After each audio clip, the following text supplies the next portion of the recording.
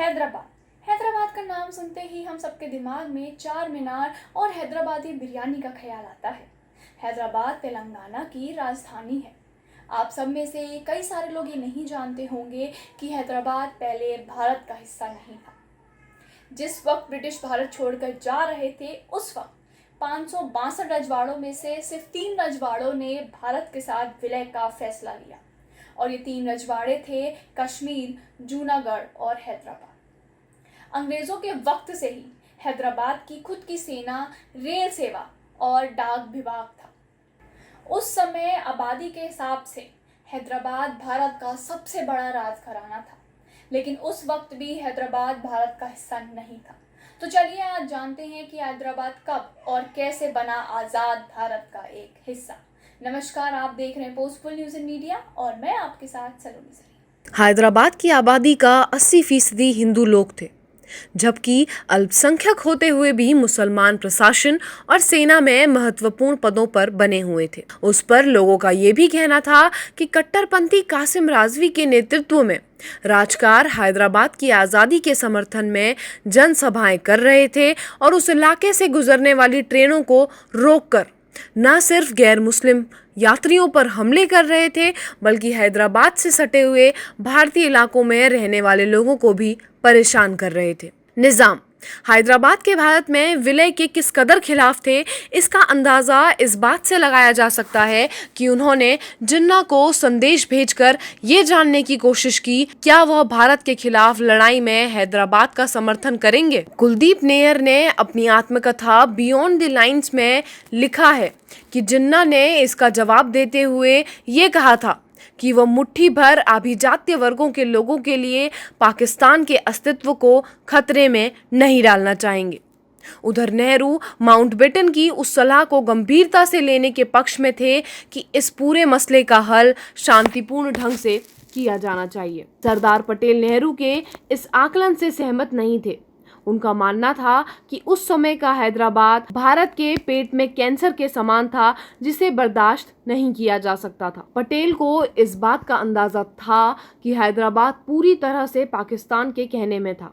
यहाँ तक कि पाकिस्तान पुर्तगाल के साथ हैदराबाद का समझौता कराने की फिराक में भी था, जिसके तहत हैदराबाद गोवा में बंदरगाह बनवाएगा और ज़रूरत पड़ने पर वह उसका इस्तेमाल कर सकेगा। इतना ही नहीं, हैदराबाद के निज़ाम अपने एक संवैधानिक सलाहकार सर वॉल्टर मॉन्कटॉन के जरिए लॉर्ड माउंटबेटन के सीधे संपर्क में थे।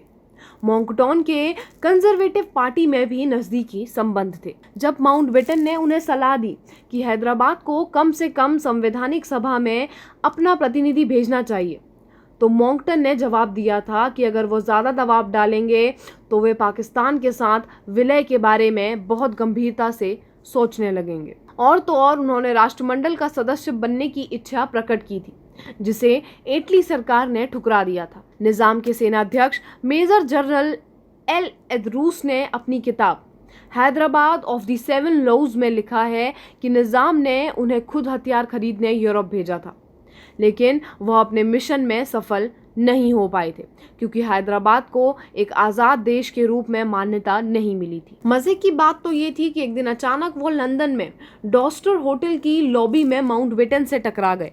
माउंटबेटन ने जब उनसे पूछा कि वो वहाँ क्या कर रहे हैं, तो उन्होंने झेपते हुए जवाब दिया था कि वह वहाँ अपनी आंखों का इलाज कराने आए हैं।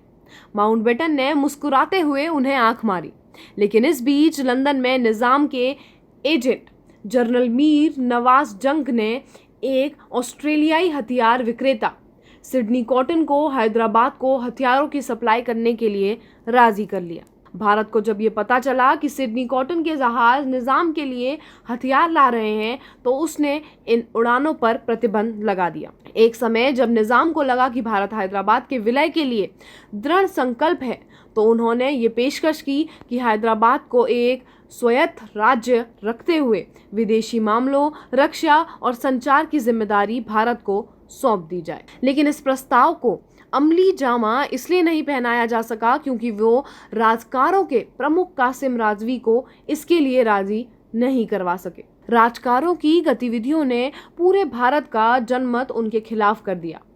22 मई को जब उन्होंने ट्रेन में सफ़र कर रहे हिंदुओं पर गंगापुर स्टेशन पर हमला बोला तो पूरे भारत में सरकार की आलोचना होने लगी कि वह उनके प्रति नर्म रुख अपना रही है। भारतीय सेना के पूर्व उपसेनाध्यक्ष लेफ्टिनेंट जनरल एस.के. सिन्हा अपनी आत्मकथा स्ट्रेट फ्रॉम दी हार्ट में लिखते हैं, मैं जनरल करियप्पा के साथ कश्मीर में था कि उन्हें संदेश मिला कि सरदार पटेल उनसे तुरंत मिलना चाहते हैं।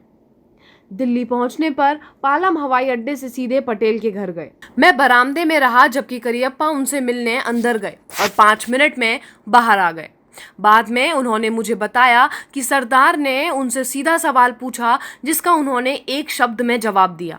सरदार ने उनसे पूछा कि अगर हैदराबाद के मसले पर पाकिस्तान की तरफ से कोई सैनिक प्रतिक्रिया आती है तो क्या वह बिना किसी अतिरिक्त मदद के उन हालातों से निपट पाएंगे। करियप्पा ने इसका एक शब्द में जवाब दिया जो कि था हाँ, और इसके बाद उनकी बैठक खत्म हो गई। इसके बाद सरदार पटेल ने हैदराबाद के खिलाफ सैनिक कार्रवाई को अंतिम रूप दिया। भारत के तत्कालीन सेनाध्यक्ष जनरल रॉबर्ट बूचर इस फैसले के खिलाफ थे। उनका कहना था कि पाकिस्तान की सेना इसके जवाब में अहमदाबाद या मुंबई पर बम गिरा सकती है। 2 बार हैदराबाद में घुसने की तारीख तय की गई, लेकिन राजनीतिक दबावों के चलते इसे रद्द करना पड़ा। निजाम ने गवर्नर जनरल राजगोपालाचारी से व्यक्तिगत अनुरोध किया कि वे ऐसा ना करें। राजाजी और नेहरू की बैठक हुई और दोनों ने कार्रवाई रोकने का फैसला किया।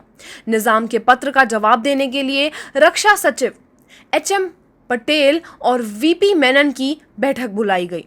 दुर्गादास अपनी पुस्तक India from Curzon to Nehru and after में लिखते हैं, जब पत्र के उत्तर का मसौदा तैयार हुआ तभी पटेल ने घोषणा की कि भारतीय सेना हैदराबाद में घुस चुकी है और इसे रोकने के लिए अब कुछ नहीं किया जा सकता। नेहरू और राजाजी चिंतित थे कि इससे पाकिस्तान जवाबी कार्रवाई करने के लिए प्रेरित हो सकता है, लेकिन 24 घंटे तक पाकिस्तान की तरफ से कुछ नहीं हुआ तो उनकी चिंता मुस्कान में बदल गई। हाँ, जैसे ही भारतीय सेना हैदराबाद में घुसी, पाकिस्तान के तत्कालीन प्रधानमंत्री लियाकत अली खान ने अपनी डिफेंस काउंसिलिंग की बैठक बुलाई और उनसे पूछा कि क्या हैदराबाद में पाकिस्तान कोई एक्शन ले सकता है। बैठक में मौजूद ग्रुप कैप्टन एलवर्दी ने कहा नहीं। लियाकत ने जोर देकर पूछा, क्या हम दिल्ली पर बम गिरा सकते हैं? एलवर्दी का जवाब था कि हाँ, ये संभव है, लेकिन पाकिस्तान के पास कुल 4 बम वर्षक हैं, जिसमें से सिर्फ 2 काम कर रहे हैं। इनमें से एक शायद दिल्ली तक पहुंचकर बम गिरा भी दे, लेकिन इनमें से कोई वापस नहीं आ पाएगा। भारतीय सेना की इस कार्रवाई को ऑपरेशन पोलो का नाम दिया गया, क्योंकि उस समय हैदराबाद में विश्व में सबसे ज्यादा 17 पोलो के मैदान थे। 5 दिनों तक चली इस कार्रवाई में 1373 राज़कार मारे गए। हैदराबाद स्टेट के 807 जवान भी खेत रहे। भारतीय सेना ने अपने 67 जवान खोए, जबकि 97 जवान घायल हुए। भारतीय सेना की कार्रवाई शुरू होने से 2 दिन पहले ही 11 सितंबर को पाकिस्तान के संस्थापक मोहम्मद अली जिन्ना का निधन हो गया। ये तो हो गई हैदराबाद की आज़ादी की कहानी। ऐसे और वीडियोस लेके मैं आपके सामने आती रहूँगी। तब तक के लिए आप जुड़े रहें पोस्टफुल न्यूज़ एंड मीडिया के साथ। अगर आप ये वीडियो फेसबुक पर देख रहे हैं तो हमारे फेसबुक पेज को लाइक करें, और अगर आप ये वीडियो यूट्यूब पर देख रहे हैं तो हमारे चैनल पोस्टफुल न्यूज़ एंड मीडिया को सब्सक्राइब कर दें और साथ ही बेल आइकन भी दबा दें, ताकि हम कोई भी वीडियो अपडेट करें तो उसका नोटिफिकेशन आपके पास सबसे पहले आ जाए। Thank you.